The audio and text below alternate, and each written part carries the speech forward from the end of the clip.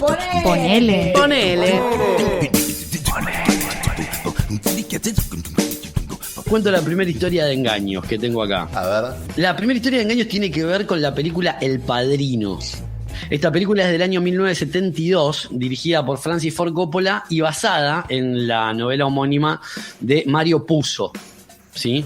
Mario Puzo escribe la novela basada en la historia real de una familia que se llama Mortigliaro de Sicilia.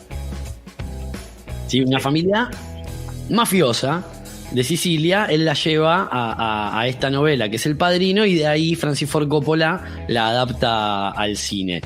La película se estrena en el 72 y los protagonistas son Marlon Brando y Al Pacino, Vito y Michael Corleone, que son los líderes de una poderosa familia criminal ficticia, ¿no? Ahí más o menos, ficticia, basada en esta familia real de Sicilia, pero que son mafiosos de Nueva York. La película fue nominada a 11 premios de la Academia en el año 72 y ganó solamente 3 Oscars. Uno de los Oscars que perdió la novela, ahí escuchan de fondo la música clásica del Padrino.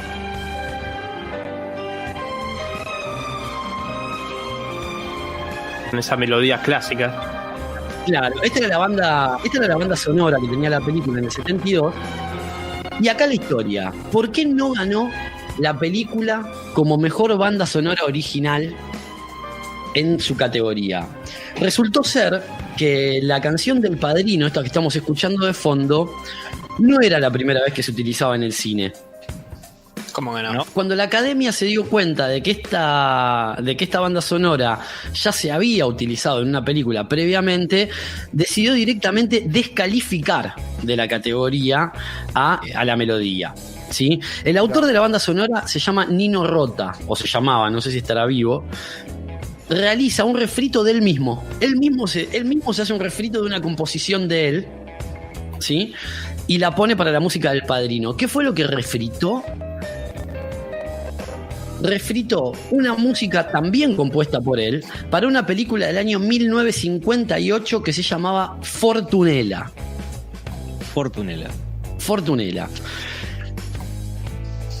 Podemos mostrarles el pedacito, ¿sí? de la canción donde se van a dar cuenta que la música ya más, un poquito más alegre parece, ¿no?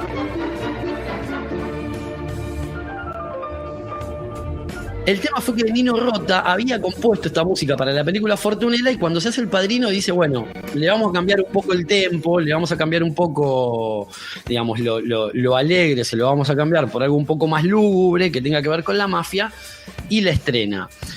La canción fue original de esta película que contábamos, y fue así que la Academia no le dio el Oscar al no ser una creación 100% original para la película El Padrino. No valía que no tenía repercusión la otra. Claro, la porque lo descalifican y ponen la banda original de una película que se llama La Huella, que lo más probable es que ninguno de nosotros la conozca, y fue la que ganó. Claro. Nadie conoce cuál fue la banda sonora de la película La Huella, pero todos Nadie tenemos conoce la La Huella, melodía del Padrino. Todos tenemos la melodía del Padrino dando vueltas en la cabeza. Para cerrar esta pequeña historia de engaños, la primera película no ganó el Oscar, pero sí lo ganó la saga. Porque Nino Rota compuso la música para El Padrino 2. El mismo autor de Fortunella, que a su vez fue la banda sonora del Padrino 1, también compuso la banda sonora del Padrino 2. Y esta vez sí, fue una creación 100% original. Esta es la banda sonora de La Huella. Bien.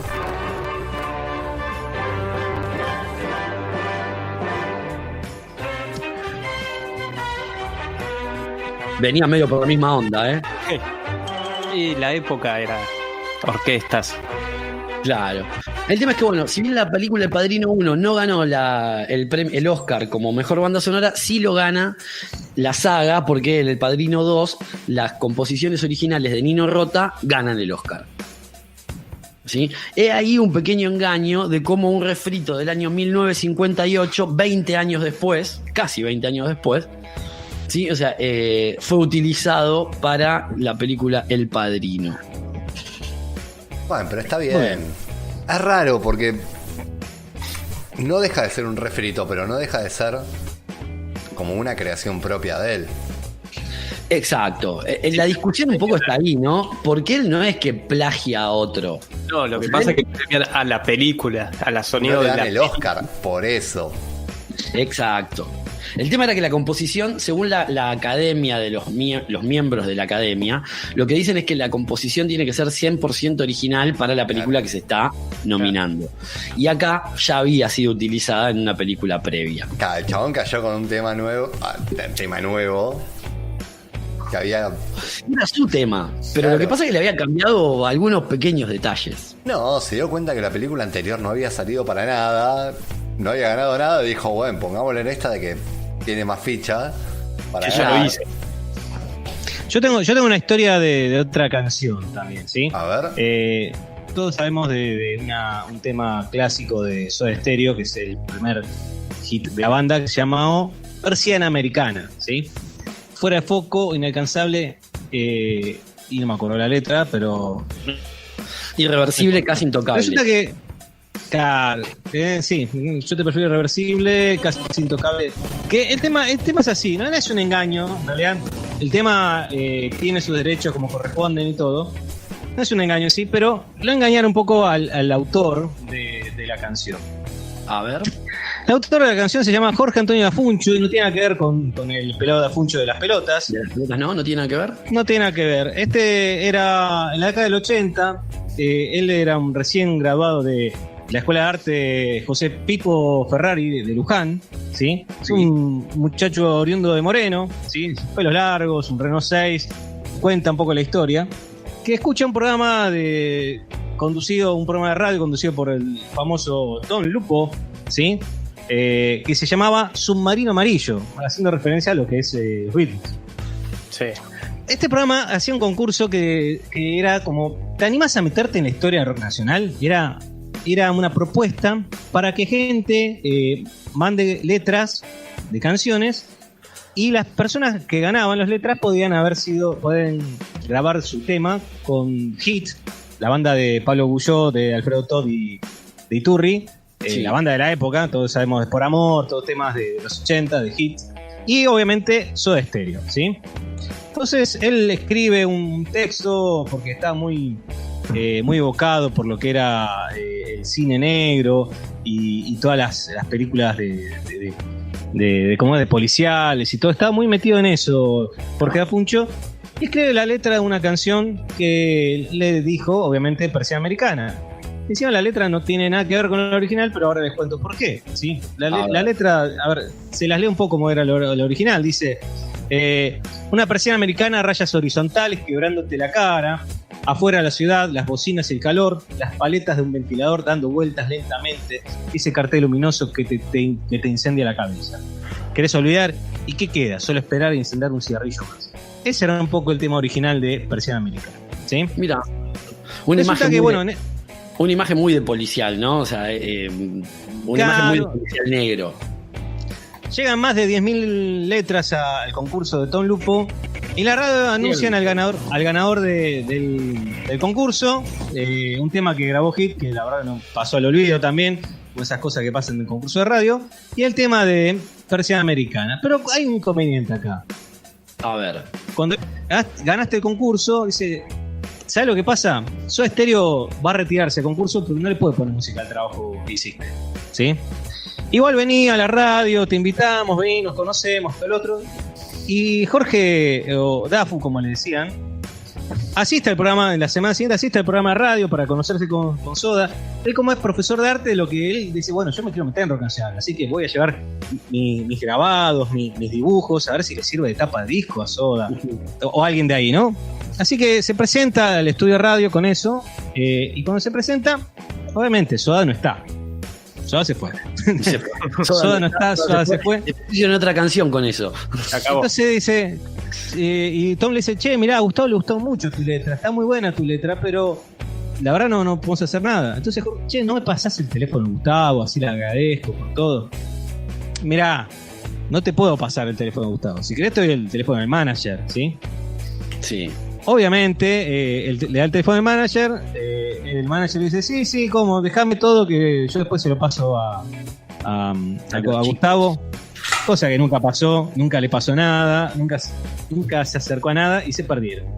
Y ahí en un momento le dicen, che, vos sos Dafuncho, ¿te pareces mucho al de...?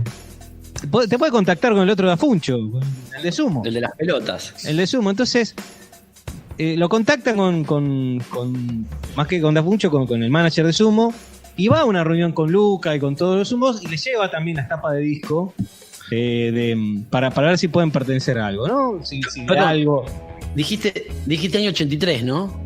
Sí, 80, no tengo exactamente, pero 83. Pero principio de los 80, todavía Sumo estaba ahí. Entonces ahí miran las tapas de disco, todo, pero no le dan bola, ¿viste? Como, qué lindo todo, y se habla mierda, ¿no?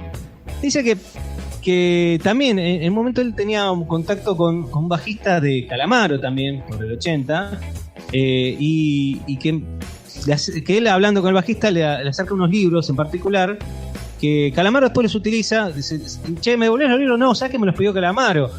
Y con los libros que le dio a Calamaro compone un tema que se llama Dos Romeos, ¿sí? Y ahora no tengo muy presente Dos Romeos, pero es un tema que gracias a él dice que se involucró, Jorge dice que se involucró en esto en esos temas porque le acercaron los libros policiales que tenía él sobre cosas, a Calamaro. Me pierdo en la historia por ir contando un poco, pero él quiere meterse en la historia de rock nacional. Si quiere meterse, él busca la forma. La canción Dos Romeos está en el disco Nadie sale vivo de aquí, de Andrés Calamaro. Mirá vos, ahí está. Así con esas coincidencias, uno de sus profesores de arte del instituto termina siendo director de arte del videoclip de Cuando pasa el temblor, ¿sí? Sí. ¿Te recuerdan? Un videoclip que está grabado en Tilcara, ¿no? Tilcara y Purmamarca. Claro, entonces justo lo contacta Jorge y dice, che, mira, ¿no te puedes contactar con Gustavo? Yo era ganador de un concurso de letras, ¿viste? Esa insistencia todavía que tenía, una insistencia un poco noble de decir, mira, él le felicitó mi trabajo, le gustaron mis letras, yo quiero acercarme a Gustavo, ¿viste? Entonces, insistente, bueno. Dafu, Insistente en el sentido. Perseverante. Perseverante. Yo creo más que. Porque en un momento tiene una oportunidad de perseguirlos a los Soda y no lo hace, ¿viste? Como si no, me quedo. No más voy bien a ir. Perseverante, más que insistente. Exactamente. Y bueno, en este acercamiento que hace con su director de arte, con su amigo director de arte, digamos, logra que le den teléfono de él teléfono en línea, porque sabemos que no hay celulares para época, ni WhatsApp, ni nada de comunicación virtual de ese momento. Redes sociales, nada de eso. Y encima él no tenía teléfono, así que el teléfono es de una vecina, de la década del 80, ¿viste? No todos tenemos teléfono de línea. Entonces cuando cuenta muy, muy graciosamente que a la vecina los gritos, che, le llama un tal Gustavo Cerati, ¿viste? Entonces él se acerca al teléfono, te llamó un tal Gustavo Cerati, no lo atiende, entonces él decide llamarlo, dejó el número de teléfono, decide llamarlo, y es donde una cosa muy rara, porque dice que es verdad, se enfrenta a la primera contestadora automático, el primer contestador automático y corta, ¿viste? Entonces se va a la casa, escribe un texto como para decirle, o sea, se prepara para enfrentarse a una contestadora automática. ¿Cómo vas a hacer, no? ¿Viste? No te querés trabar, querés quedar bien, ¿viste? Entonces está bien en prolijarse ante una posible entrevista de trabajo, ¿no? Entonces, bueno, hace eso, le deja el mensaje, se vuelve a comunicar, se pone en contacto para verse en la casa de Gustavo en Barrio Norte, que tenía él, un departamento en Barrio Norte. ¿Sí? Dafu al final, o sea, tanto fue el cántaro a la fuente. Tanto fue. Lo logró. Y ahí donde Gustavo le presenta lo que iba. Che, mira, tengo idea de estos temas. Y le presenta un listado de temas para su disco Signos, creo que era, ¿no? Y bueno, ¿te puedo encargar algo para este tema? Bueno, y dice que él estaba muy metido también con las novelas policiales y todo. Y lo quería hacer algo más romántico, no quería hacer algo visual, quería pensarlo algo más romántico. Es donde Dafuch le escribe la versión de la letra que conocemos todos de Persiana Americana, ¿sí? O sea que este hombre al final terminó escribiendo la versión de Persiana Americana. No es la del concurso. Claro, medio que no llegó a ser su propósito, llegó con su propósito. Lo engañaron con el concurso, que no lo grabaron, que no pudieron grabar el tema, pero al final terminó, por su insistencia, terminó logrando que Cerati le componga el tema de Persiana Americana con la letra de él. No es la misma letra original, es una letra que él se inspiró para hacerla. Creo que le gustó a Gustavo y que eventualmente la conocemos todo el mundo, gracias a eso. Y esa es la persiana americana que conocemos hoy. Que conocemos hoy en día. Así que, claro, está basado en un libro de Raymond Chandler, está basado un poco en después las situaciones que utilizan el video de 9 semanas y media, ¿viste? Si uno piensa, vieron el video que tiene mucha de esa influencia, 9 semanas y media, de esa imagen fuera de foco y esas cosas, ¿no? Tiene No sé, medio a través de como- la persiana, a través de las persianas con las cosas verticales. Claro, sí, esa persiana americana. persiana americana. Entonces, Claro. Ni más ni menos, ¿no? O sea, ni más ni menos, ¿no? Tiene Se como trata esa un poco cosa de eso. igual de fondo, o sea, la historia. Tiene como eso de cuando ves una película y le dice basada en. hechos reales. No, en el bestseller tal. Ah, Sí. Y lees el libro y ves la peli y te das cuenta de que está basada. Claro, que Pero es una que es libre otra cosa. interpretación. El título Totalmente. Pero sabes perfectamente de que está hecho en base de eso. O sea, no sé cómo es la letra original. No la Sí. conozco. Bueno, no tenía es idea lo que contaba de Nefo, esto. lo que contaba Nefo recién, ese primer párrafo que él leía, donde el tipo daba más una imagen de policial negro, ¿no? Las luces de neón que molestaban, el mirar a través de la ventana, el ventilador en el techo que daba vueltas, ¿no? O sea, Claro, como- y la frase Esa decía, es la como persiana original. americana tasqueándote la cara afuera de la ciudad, el hastío, el dolor, y allá arriba el ventilador machacando tu cabeza. Era como bien oscuro, ¿viste? No era... Es más, el tema, él dice persiana americana, pero tenía el título de cine negro, ¿sí? Era como la idea del cine negro y de esa cuestión media de terror por la persiana, ¿no? Pero es de terror policial más que nada. Es una historia linda de cómo por ahí lo engañó. No digo que me engaño, pero Sí, Ahora medio que ganó lo el cagaron concurso, con el que no se lo concurso a graben. él. el engaño está en el concurso. Claro. en el sea, concurso de Tom Lupo, Sí. él logró poner su tema de persiana americana en las manos de Gustavo De Soda Cerati. Stereo de alguna manera. O sea, acá también el tema, ¿no? De cómo fue mutando la idea en base a la necesidad de este hombre de querer meterse de alguna manera en la historia del rock argentino. ¿No? O sea, tuvo que ir como relegando posibilidades de ser persistente, ¿no? O sea, un meritócrata del rock. Claro, Y insistí encima con no Mar- lo conoce nadie. Claro. No, pero No, él porque dice, encima conoce Y ahí la tenés función la de las meritocracia. pelotas. él dice que está contento igual con el tema. Digo, no le importa mucho las repercusiones, que igual ya te dejó de componer y hacer esas cosas, ¿viste? Es profesor de arte, hace sus cosas. Preguntale si le hubiese dado lo mismo ser profesor de arte ahora o estar dando arte en un yate de $2,5 millones a través de Zoom. ¿Viste? Sí, es Con como, regalías. no, te digo que me da No, lo bueno. mismo. Las regalías suponemos que las cobra porque él No, termina sí, siendo compositor de esta Está- nueva versión. Pero Está en los cobra el créditos, si uno 100%. ve los temas, ve el tema está en los créditos, ¿no? No es que lo quitaron de autoría. Pero por lo menos, bueno, logró eso, ¿no? Yo había llegado solo hasta la parte donde Persiana Americana era la canción que había salido de un concurso de radio. O sea, nunca me había enterado de todo este derrotero que tuvo Dafu, ¿no? O sea, posterior a haber ganado el. A llevárselo. el concurso. Claro. O sea, romperle la bola a Cerati para que la escriba. Literalmente. Por eso me pareció interesante como engaño para contarle, ¿viste? Que no todo. Es más, yo también lo pensaba que no, fue que los malditos de Soda Stereo le robaron un tema de Funcho y no fue tan así, fue todo lo contrario. No, lo ignoraron en un primer momento. Chupó un huevo.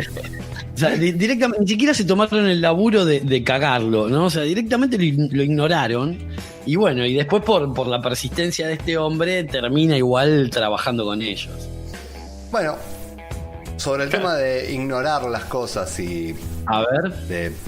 todos conocemos, no sé si todos la conocen, la gran pelea de lo que son los sistemas operativos visualmente hablando, el hecho de tener un escritorio, ventanas, poder mover el mouse. No Iconos. conozco. No sé, no, Bueno. no tengo idea. Por Contame. ejemplo, si yo les pregunto ahora, ¿cuál es el sistema operativo de que tiene ventanas, iconos y podés mover el mouse? Y Windows. Windows, ¿no? Obviamente. Decís ventana, ¿qué crees que te diga? Puerta, Windows. digamos. ¿No? Bueno, Door, en de realidad, el primer sistema operativo dentro de esta pelea que les estoy contando, se llama Lisa. Y es de Macintosh, es de Steve Jobs. ¿Es de Steve Jobs? Mira, no sabía. Bill Gates laburaba en ese momento para Steve Jobs en parte de la creación de este sistema operativo, y hubo un problema en el que Steve Jobs le dijo: pará, yo voy a sacar mi sistema operativo con ventanitas, con iconos, con toda esta visual. Sí. Vos no saques el tuyo, que fue el Windows 1.0, hasta que no salga Porque el es muy mío. parecido. Mínimamente Claro, no lo un saques. año. Mira, o sea, lo tenía que sacar un año después. Claro, todos pensamos lo mismo, o sea, Apple, Windows, grosa pelea. Bueno, Sí. hay un grave engaño que nos engañaron a nosotros, no entre ellos. A ver, ¿por qué a nosotros y no entre ellos? Porque no fue idea de ninguno de los dos. ¿Cómo que no? Como 10 O sea, años. laburaban juntos, uno lo iba a sacar, el otro tenía que esperar un año. 10 años Hay un robo antes. alguien. No, 10 años antes. no 3, no 2, no, 10 años antes. Pará, Ceros, estamos hablando. Esta pelea se sitúa más o menos en qué época. en el 83. O sea, que 10 años, o sea, en el 73. Nos tenemos que ir hasta el 73. O sea, ¿recuerdan más o menos lo que eran las computadoras cuando nosotros teníamos 10, 15, 10, 12 años? El ¿Te acuerdas? escritorio, el monitor gigante, el CPU al La costado. tela, Quistela. Sí, esas máquinas. Conectadas directamente a una a una televisión Ah, las más viejas todavía, sí. más Más vieja viejas. todavía, claro. Claro. Después de eso a nosotros nos llegó el Windows 3.1, ya con monitor, con lectora de 5 1/4. El CD grandote. Claro, que es un bodoque así enorme. El disquete. El disquete gigante. gigante. Martín de todo esto no tiene la más puta idea. Cuando él llegó había CDs. O sea, Nació con MP3 el pibe. claro, más o menos. Bueno, nosotros teníamos que usar unos disquetes para poder jugar jueguitos, que tenías que meter 35 disquetes distintos para poder continuar el juego, si no... Ahora ponga el disco número 3 y ponías el disco 3. Claro. Cambiando, tiki tiki. Bueno, todo este quilombo, esta pelea, y en el que en realidad ellos mantuvieron una discusión de muchos años, hasta hace relativamente poco, creo que fue en el 2005, antes que muera Jobs, Claro, volvieron a después se murió. juntarse, ¿eh? No podían seguir discutiendo. No, Había bueno, cuestiones técnicas que lo impedían. pero mantenían la discusión, o sea, mantenían ese maltrato entre ellos, diciendo: Sí. yo fui el creador, no, yo. De uno el mouse, el otro el sistema de ventanas, el otro el sistema de iconos. Claro, los dos laburaron juntos, los dos crearon cosas juntos, Sí. los dos chorearon cosas juntos. Los dos chorearon cosas juntos. Ahí me quiero detener. ¿Cómo fue este asunto con lo de los 10 años antes? Y acá está lo más lindo de todo. Xerox.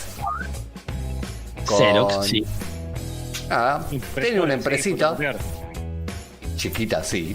Ponele casi Hoy al en día nivel no. de IBM.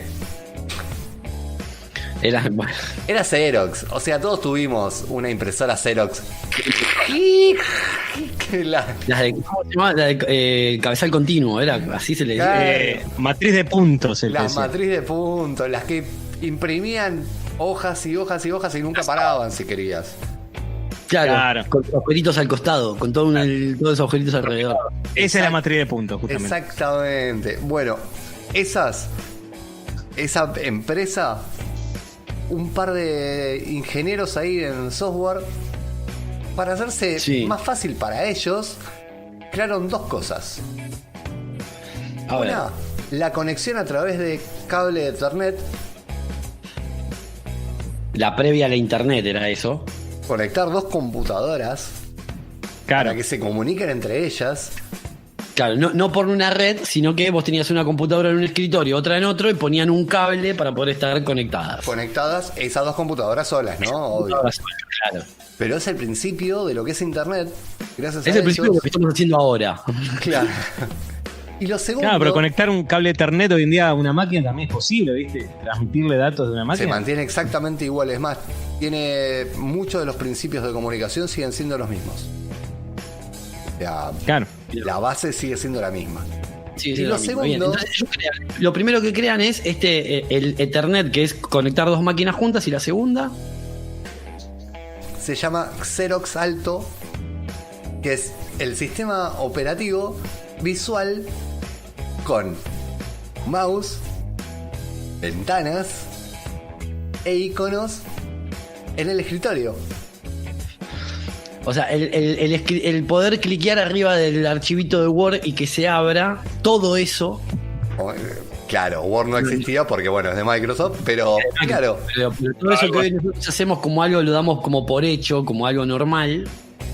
pero ya tenían iconos, por ejemplo, de computadora en la que vos cliqueabas y te comunicabas con la otra computadora y podías compartir archivos, que era Sí. justamente el principio de lo que fue Internet.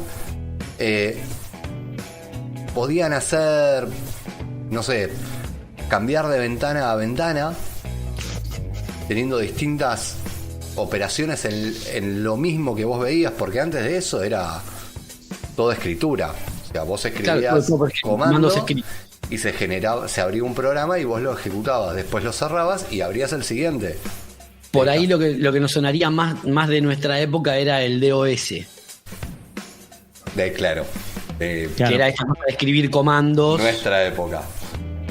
Que menos Martín. La Claro. de Martín, o sea, la de los otros cuatro. Bueno, ¿por qué Steve Jobs y Bill Gates generaron Se peleaban por después algo de eso 10 años más tarde y no se le da a Xerox? ¿Por qué? ¿Por qué? Bueno, porque Xerox, primero, lo tenía para sus oficinas, o sea, los chabones lo usaban para ellos. La idea era, Era como el laburo interno. claro, generaron algo, los ingenieros en software generaron algo para hacerse la vida más fácil de ellos, no del mundo. Le chupó un huevo. Cuando uno de los tipos lo vio, dijeron, che, pará, esto lo podemos vender. ¿Cuánto puede salir? Y se les fue a la mierda el precio. Lo querían vender por una locura de precio que era insostenible, o sea que nadie lo iba a comprar. Más o menos lo que le pasa con la Next a Jobs después.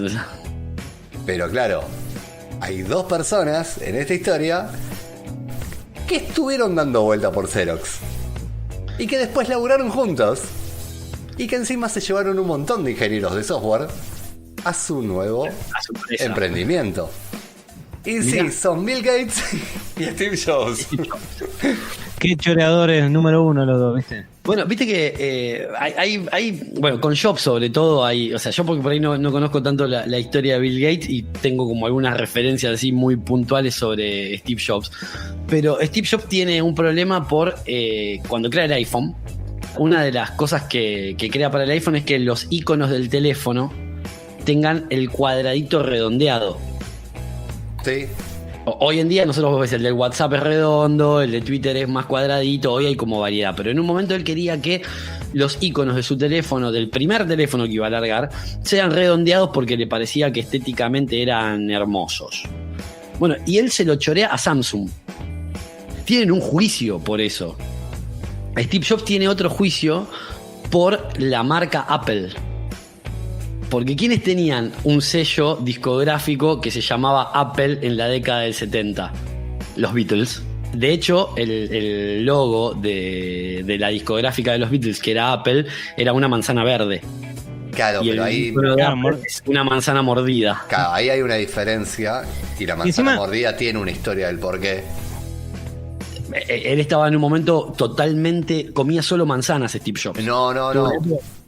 Pasa por otro lado, Pasa también. Mira, en la biografía de Jobs dice él que pasa un poco por esa época de limadez de vivir a manzanas. Tiene una cosa como el tipo en un momento se le había ocurrido que él, viste que era medio raro, vegano y todo ese tipo de cosas, y aparte estaba loco, o sea, estaba loco.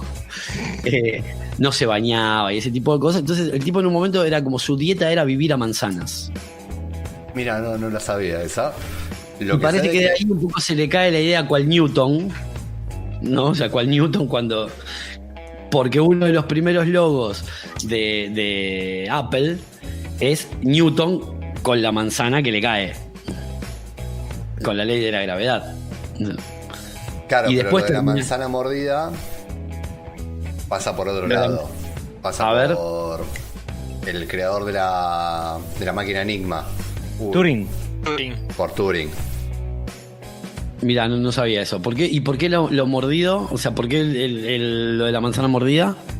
Porque O sea- se suicida comiendo una manzana con cianuro. Ah, no sabía, no sabía. No sabía la historia. Y lo único que queda es la manzana La mordida. manzana mordida.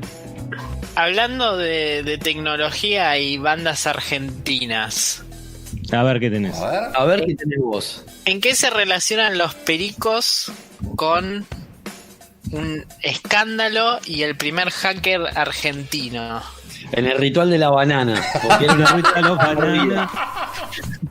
¿Qué tiene que ver esto? La conexión son las No frutas. sé, pero salió perfecto. La conexión son las frutas. O sea, era gente muy fanática del veganismo. Mandó Entonces, fruta, está uno comía bien. una manzana, el otro hacía el ritual de la banana y así seguimos. Bueno, no pasa por eso. Y una gran banda de punk que se va a llamar Chorizos Veganos. Bueno, en el 93 a los pericos lo invitan a hacer una gira por Jamaica ahí con... Qué mal la pasaron. Otro lugar. Podrían haber sido se dieron flor de piña. con los Wailers y hacen una escala en Estados Unidos. Resulta que el representante compró medio a trasmano los pasajes Y medio kilo de cocos. y cuando llegaron a Estados Unidos tenían que recibir los otros pasajes que los llevan a Jamaica. Bien. Que se los iba a dar un conocido de la persona a la que se lo habían comprado. Pero la persona esta no aparecía. Igual, menos mal que primero fueron a Estados Unidos y no al revés. Primero a Jamaica, después a Estados Unidos, hasta las manos. Claro. Hubieran llegado. No volvieron a entregar. No se puede. No sé si en ese momento estaban tan poco permisivos con entrar, con entrar drogas y todo eso. Me parece que fue después. Se pusieron después más áspero. Pensá que Maradona en el 94 tuvo que pedir un permiso especial. Ah, verdad, 94 es cierto, tenés razón, mira, me he olvidado de eso. Entonces, 93, los pericos van a Estados Unidos, esperan a un tipo que les tiene que dar los pasajes para ir a Jamaica, pero nunca se presenta. Nunca se presenta el Pero hombre. Jamaica Entonces se los presenta. pericos lo terminan sacando por su cuenta. O sea, vuelven a poner plata y sacan pasajes. Hacen todo el Muy viaje, bien. muy lindo. Cuando vuelven, obviamente, denuncian a la persona que les vendió los pasajes, que era Yuyo Barragán. Yuyo Barragán, gran nombre. ¿Quién era Yuyo Barragán? Yuyo Barragán en el 83 era gerente de aerolíneas argentinas en Entre Ríos. Bien. Él tenía 21 años en esa época y tenía una novia en Caracas, En Venezuela. en Venezuela, exactamente. Y como gerente tenía unos beneficios, que tenía unos pasajes gratis y descuento en otra tanda de pasajes. Por eso tenía una novia en Venezuela, porque si no era re complicado en esa época. Pero él quería ir todos los fines de semana a Caracas. Todos los fines de semana, ¿cuánto? Todos los fines de semana a Caracas. 12 Obvio. horas, ¿cuántos son de viaje hasta Venezuela en avión? Y hasta Colombia son 7 horas, así que Redondeemos en 10. ponele. Redondeemos en 10 ahorita. Obviamente pide permiso, no se lo dan. Ajá. En esa época, no sé si sigue funcionando, calculo que no funciona de la misma manera, los pedidos de pasajes se hacían por Telex, que es como la versión anterior al fax. Bien, hasta ahí vamos. Entonces, desde la sucursal de Entre Ríos se comunicaban con Buenos Aires y de Buenos Aires mandaban una comunicación a Londres. ¿Y qué es lo que pasaba? Era muy común que entre las empresas de las aerolíneas Sí. yo agarre y te diga, che, mirá, este vuelo va a llegar tarde, entonces el pasajero que después tenía que hacer una conexión Sí. no va a llegar, entonces te lo paso a vos, tu vuelo que sale 1 hora después, Para y que el después- tipo pueda hacer la conexión. claro, y después arreglamos nosotros entre empresas. Bien.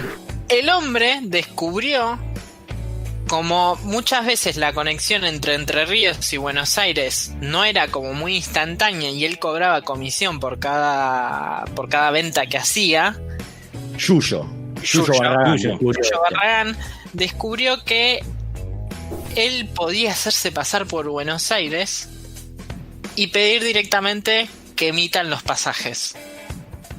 O sea, como que lo salteaba directamente. Saca un intermediario del camino. Puenteaba. Exacto. Puenteaba. Entonces, de esta manera, como que medio que podía empezar a sacar pasajes de lo que quisiera. Incluso empezó a ir probando de a poco. Entonces, no sé, sacaba un pasaje y se fijaba ver si podía hacer que a tal persona le toque comida judía. O sea, iba como cambiándole las condiciones del viaje. Exacto, y que vaya en primera clase, o probaba a ver que las valijas en vez de ir, no sé, a Caracas, se le vayan a Bogotá. Un jodón bárbaro, Yuyo. Sí. Resulta que en el 89 lo echan de Aerolíneas Argentinas y dijo, che, yo ya me acostumbré a vivir de arriba, tengo un ratito libre, me voy viajo por el mundo. Ya, y a ver a su novia a Venezuela. Entonces, ¿qué hizo? Se compró él un Telex. Bien. Invirtió. Y empezó a vender los pasajes un 50% menos. Todo ganancia para él. Porque esos pasajes no eran reales. O sea, porque sí, él... eran reales. Ah, eran reales. Eran reales, porque los emitía la propia aerolínea. Él se comunicaba con la aerolínea y le decía, che, necesito pasaje para esta persona en primera clase con esta atención y bla, bla, bla. Y la aerolínea lo emitía. Porque pensaba que hablaba con la otra empresa. Exacto. Resulta que en una de estas transacciones que hizo le pagan con un Rolex. Bien, un reloj, ok.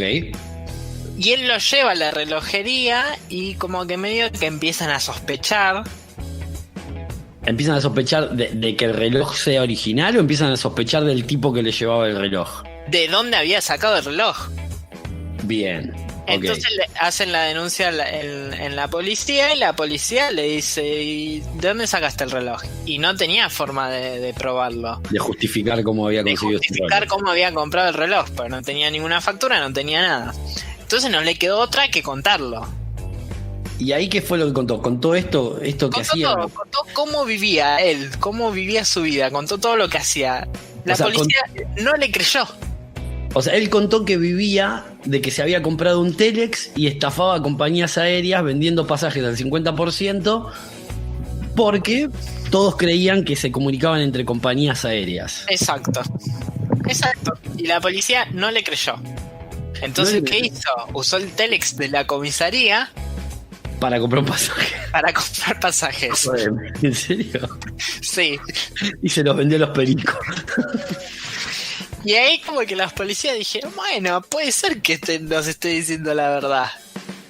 Le avisaron a las compañías aéreas y no lo denunciaron porque dijeron, no, esto no es ningún delito. Imagínate que si Aerolíneas decía, che, si esto pasó, era como una vergüenza, un escándalo de que era tan fácil sacar pasajes. Pasajes por ahí. Así que el chabón siguió. ¿Hasta cuándo siguió? Siguió hasta el 94, que recién ahí lo metieron en cana por el tema de los pericos. En realidad resulta que los pasajes de los pericos eran robados.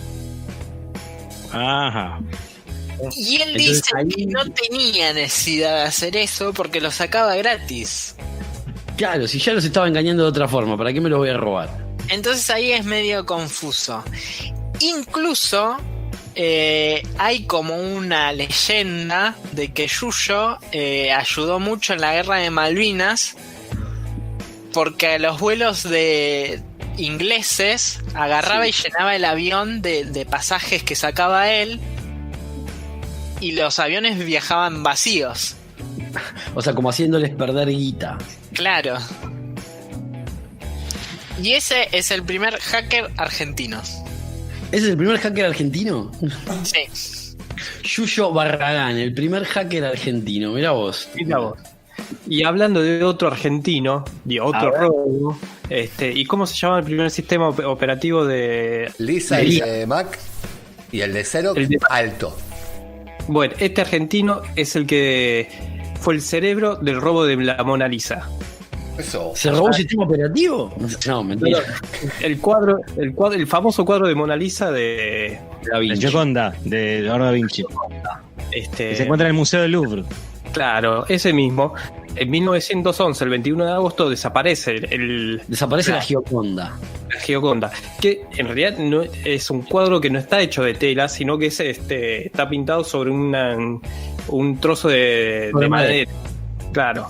Este muchacho, el argentino, se hacía llamar el Marqués de Valfierno. El Marqués de Valfierno. Hay un libro de Caparrós que cuenta un poco la historia de Valfierno. Era hijo de un terrateniente de acá, hereda la fortuna del padre. Cuando este muere, la dilapida, siendo de fiesta, comprando cosas. Perdón, yo acá no sé si la dilapida. La utiliza gentilmente. También, sí. Gasta todo, tiene que empezar a vender joyas, cuadros. Y Se cebó, se se va- zarpó, se fue de ropa. Sí. Se va a Europa y se contacta con un muchacho llamado, un francés, Yves Chaudrion, que era un artista que falsificaba cuadros. Bien. Con él idean el robo a la Gioconda.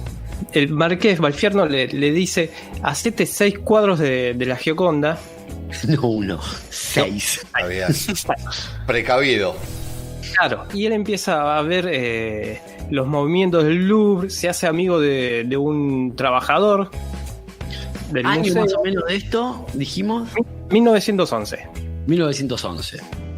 No había sistema de seguridad, no había nada. Claro. No, por eso, 1911, ok.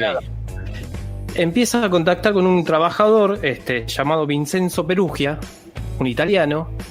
Empieza a chamullar diciéndole: no, la Gioconda es italiana, no puede estar en un museo francés, se la robaron, tenemos que sacarla de ahí, yo te voy a dar plata para cuando la saques. Mientras él hacía con los 6 cuadros falsificados, fue contactando a gente norteamericanos que les iba a vender la Gioconda cuando la robara del Louvre. Claro que a estos 6 nunca les dijo que tenía 6 cuadros. No, supuestamente les iba a vender la Gioconda original. Claro. Perugia, el 21 de agosto, había refracciones en el Louvre. Sí. Había mucho movimiento, no estaba abierto al público. Agarra la Gioconda, le saca el marco y se la guarda atrás del guardapolvo. Y aparte de todo esto, la Gioconda no es un cuadro muy grande, es un cuadro chiquito. No, es un cuadro pequeño. Y Chiquito, por eso. antes del robo no era una pintura como muy famosa. No. Claro, es verdad. O sea, no estaba esa fascinación por ir a ver la Gioconda, que ahora se suman un montón de japoneses sacando fotos. Claro. Se la mete atrás del guardapolvo. O sea, el tipo agarra, le saca el marco y se la esconde agarrada con el cinturón. Eso fue como muy loco. Bueno, no había las medidas de seguridad, ¿no? O sea, que hoy podemos llegar a... O sea, hoy en día la Gioconda está atrás de un blindex en el Louvre, por ejemplo. O sea, Sí, porque ahora no solo... te dejan sacarle fotos con flash ni No solo por los robos, sino porque hubo gente que después, o sea, mucho tiempo después, han intentado tirarle cosas, ¿no? Entonces le han puesto como un blindex adelante. Como estaba en refracción el museo, se dan cuenta un día después de que la robaron a ese nivel, o sea, pero porque era común de que sacaran las obras para sacarle fotos en un cuartito aparte. Entonces, Claro. ese día va un pintor que quería hacer una réplica y dice: bueno, se la habrán llevado para sacar las fotos. Pasaron las horas que yo le pregunto a uno: che, ¿qué pasó que no devuelven la Gioconda? ¿Vos no viste Y ahí- acá una mina que se ríe raro? ¿No viste el cuadro de la mina que se ríe raro? O sea, Ahí se da cuenta de que se la robaron. El tema es que la Gioconda la encuentran 2 años después. recién 2 años después la encuentran después de ese robo. 1913. Sí, el marqués Valfierno vende las 6 réplicas, se va a Estados Unidos, vive la vida allá, y Perugia se encuentra con que se quedó con el cuadro, nunca fueron a buscarlo, no le pagaron, se queda con el cuadro debajo de la cama, Abajo de la cama. diciendo, ¿qué hago ahora? Vas en cana, muchachos, ¿qué vas a hacer? Gana, maestro. Valfierno engañó a los que les compraron las 6 réplicas y al que robó la Gioconda. Pero igual, fíjate el nivel de lo de Valfierno, que es, a él no le importaba llevarse la pintura, a él le importaba vender las otras 6. Claro. Y, Es lo pero que y le- aparte, Es que no, lo hizo él perfecto. necesitaba que se la roban. Claro, pero él necesitaba que no esté ahí. Claro, él necesitaba la excusa de que se la robaran. guardado en una bóveda. Claro, porque él ya palabró, había palabrado 6 antes de que diciendo, yo voy a robar la Gioconda, ¿vos la querés? Sí, sí, Claro. Un genio. claro. Pero un Bueno, grosso. Él no la robó. No No, vendió no. la Gioconda. Y no se la quedó. Y se llevó la teca.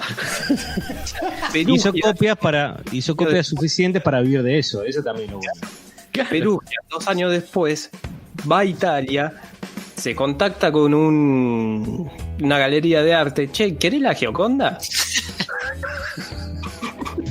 ¿Sabes qué tengo para ofrecerte? ¿Sabes qué? Una Gioconda. Pero es la verdadera que yo. Sí, sí. Bueno, traela que va a haber un experto para que la certifique. Vuelve Perugia al otro día y viene la policía y lo detiene. Sí, Claro, obvio. qué botones de la Que galería de se le arte. había choreado, era lógico. Pará, y a todo esto Valfierno viviendo la vida loca en Estados Unidos. ¿Qué se Pará, tomó el palo? todavía la historia no termina acá. Perugia en el juicio dice que no, esto fue por un acto de patriotismo. La obra tenía que venir a Italia. Nunca delata a Valferno. Un ladrón con códigos encima. O sea, el tipo lo que dice es, o sea, digamos, la llevé a Italia porque no tenía que estar en otro lugar.